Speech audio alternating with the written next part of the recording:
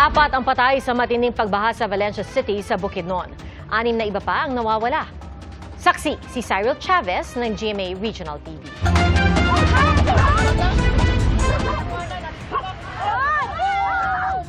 Malakas ang hampas ng alon at mataas ang baha sa barangay poblasyon sa Valencia City, Bukidnon. Ang mga residente, napigilan pa ang isang motoristang tatawid sana sa spillway. Labis naman ang hagulgol ng babaeng yan na balot sa putik matapos anurin ng baha ang kanyang anak. Guys, ang tulay, wala na. Sa lawak ng baha, umapaw ang tulay at stranded ang mga residente. Abot baywang naman ang baha sa isang universidad sa bayan ng Maramag. Binaha rin ang ilang boarding house sa lugar. Sa taas ng baha, halos matabunan na ang motorsiklong yan. Stranded tuloy sa classroom ang ilang estudyante. Hala, bata na? Asa? Paghupa ng baha, tumambad sa mga residente ang bangkay ng isang bata na natabunan na ng putik. Tanaw rin ang danyos na iniwan ng baha. Tulong-tulong naman ang mga otoridad sa search and rescue operations sa iba't ibang lungsod. Maraming recommendations and then maybe we will declare a state of calamity sa syudad, dito sa Valencia kasi nag-motion na yung namin, LDR na state of calamity kami para magapan at saka magkag-produce kami ng more goods sa aming mga constituents. Sa tala ng Valencia City DRRMO, nasa 4 ang nasawi sa pagbaha. 6 naman ang patuloy na pinaghahanap. Apektado naman ang mahigit 300 pamilya mula sa barangay Poblasyon, Barobo, Lumbo, Bagong Taas at Sugod. Para sa GMA Integrated News, Cyril Chavez ng GMA Regional TV, ang inyong saksi. Pinaghahandaan ng iba't ibang bahagi ng Northern Luzon ang pagdating ng bagyong Nando. Sa Cagayan, kabado ang ilang nakatira sa tabing ilog lalo't nasira ng mga nagdaang bagyo ang dike sa kanilang lugar. Saksi, si Nico Wahe. Naghahanda na ang mga residente ng Gonzaga, Cagayan sa pagdating ng bagyong Nando. Gaya ni Abigail na nakatira sa tabing ilog na inihanda na ang mga bibit-biting gamit kung sakaling lumikas. Yung patuloy po yung buhos ng ulan po nito, before pa po nito, wala pa yung Mirasol po, muulan na po kasi, naghanda-handa na po kami. Ito na raw ang kanilang ikalawang bahay mula nang wasakin ng dati nilang bahay sa kasagsagan ng bagyong Ophel noong 2024. Dati-rati may 3 bahay na nakatirik dito sa bahaging ito ng Riverside dito sa Barangay Bawa, Gonzaga, Cagayan. Pero nang dahil sa bagyong Ophel noong nakaraang taon at sa bagyong Krising nito lang Hulyo, ang mga bahay tuluyan ang nawala at ang isa sa kanila, heto na lang ang natira. Labis tuloy ang nararamdamang takot ng mga residente na nakatira sa gilid ng ilog dahil tuluyan ng gumuho ang diking protection sana sa baha. Kagabi sir, lakas ng ulan. Tapos bandang mga 12 siguro sir, nung nakita namin ganyan na. Nag-alalaglagan na yung mga tinabon dati sir na nung nakarang buhangin yata yun sir. Nakakatakot po yung tunog ng rumaragasang tubig. Ilang bagyo na kasi dumaan wala man lang inaasikaso. Dating may dike sa bahaging ito ng ilog dito sa may Barangay Bawa sa Gonzaga, Cagayan. Pero nang dahil sa bagyong Ophel noong nakaraang taon at bagyong Krising nitong Hulyo, tuluyang nasira ang dike. At kagabi lang, mas nadagdagan yung takot ng mga residente dahil itong bahagi naman na ito ay tuluyang gumuho. Ayon sa barangay, nakipag-usap sila sa munisipyo para magawa ang dike. Baka simulan na po nitong 2026 po. Yun lang po naman ang sabi sa amin. So umaasa kami na sana po matuloy na. Naghahanda naman ang mga otoridad ng mga solar panels na ilalagay sa mga evacuation center. Nakahanda na rin ang mga paunang relief goods, hygiene kits at mga lutuan. Bantay sarado naman ang mga nasa coastal areas at tabing ilog. Kumbaga island barangay na surrounded by water kasi yan, Babuyan Channel, saka Bugay Lagoon and Mission River. Saka buhanginan kasi yan, walang mataas na parte siya.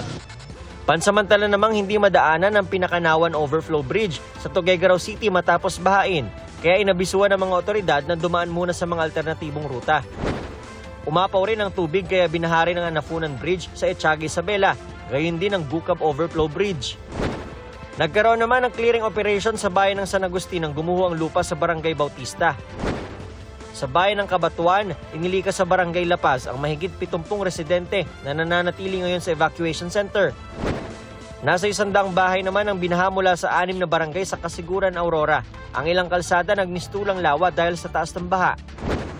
Nakataas na sa red alert status ang Pangasinan PDRRMO bilang paghahanda sa pagdating ng bagyong Nando. Nakahanda na rin ang mga gagamitin nilang rescue equipment. Sa bayan ng Binmali, sinamantala na ng mga residente sa Barangay San Isidro Norte ang pangingisda. Payo ng PDRRMO sa mga lokal na pamahalaan, magpatupad ng preemptive evacuation kung kinakailangan. Para sa GMA Integrated News, ako si Nico Wahe, ang inyong saksi. Iginiit ni Congressman Paulo Duterte na walang ghost project sa Davao City. Bilang tugon po yan sa patutsada ni Congressman Sandro Marcos na malamang hinahanap ni Duterte ang 51 billion pesos na ginastos sa kanyang distrito kaya hindi magpapakita sa mga sesyon ng Kamara. Sabi ni Duterte, nilinaw na ng DPWH Region 11 na may pinaglaanan nga o properly accounted for ang 49.8 billion pesos na halaga ng mga proyekto. Dagdag ni Duterte, hindi na siya dumadalo sa sesyon hindi dahil sa kapabayaan, kundi dahil hindi na niya matagalan ang umano'y katiwalian sa Kamara.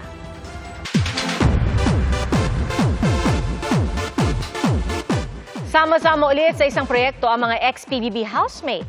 Sa Oktubre, magsisimula ng taping para sa The Secrets of Hotel 88. Narito ang showbiz saksi ni Aubrey Carampel.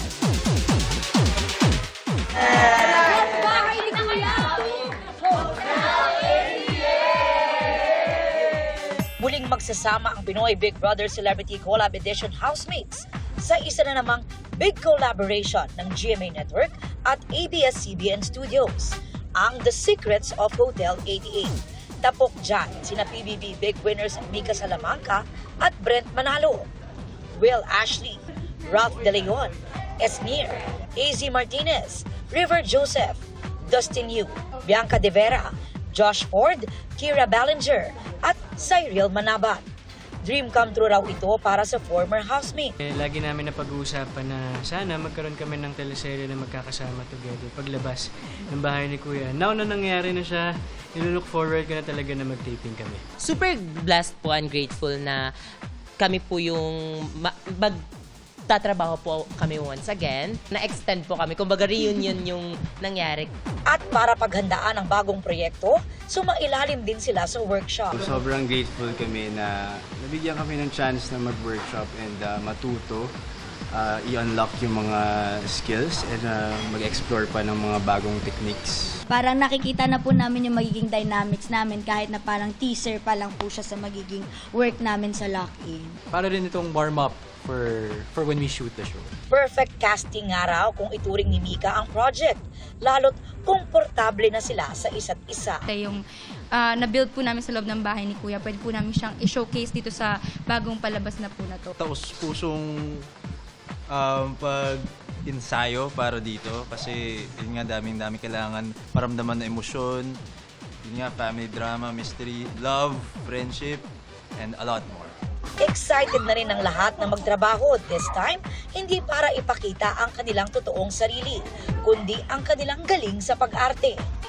It's gonna be thrilling, lot of love stories, and all about friendship also. So, a lot of elements yung mangyayari sa show na to. Working with GMA is always such a pleasure. So, yung to be able to be part of such a collaboration, it's isa siyang malaking privilege bilang isang artista. This October na magsisimula ang taping para sa collab project. Once we get the full script na po talaga, that's when we can really dissect the character and the story po. I think it'll be fun. Yes, it's work, pero we'll still try to enjoy para maganda yung mapakita on screen. Sa lahat na naghihintay para sa project namin na to, ito na yun. It's coming soon. We are going to prepare so hard for this. Abangan nyo yan. This is gonna be a good one. Para sa GMA Integrated News, Aubrey Carampel, ang inyong saksi. Mga kapuso, maging una sa saksi. Mag-subscribe sa GMA Integrated News sa YouTube para sa iba't ibang balita.